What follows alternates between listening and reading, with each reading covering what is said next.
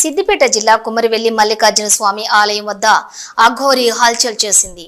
మల్లన్న ఆలయ ప్రధాన ద్వారం నుంచి స్వామివారి దర్శనానికి అనుమతి ఇవ్వాలని మొండిపట్టు పట్టింది.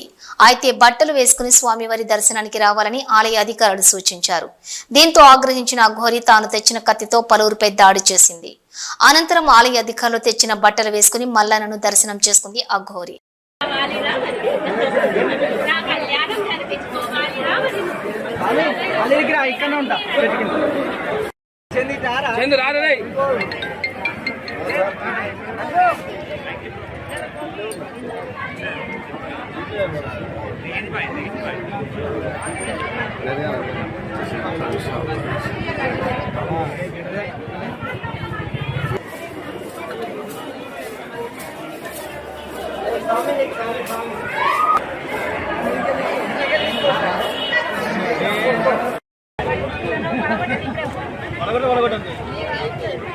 తెలుస్తుంది దానికి ఫోన్ ఇస్తే గట్లా భయపడితే ఇక అది ఉందా లేదు కదా ఉంది ఉందా లోపల ఉంది లోపల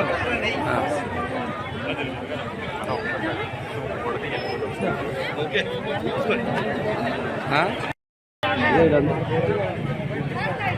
ఫోటో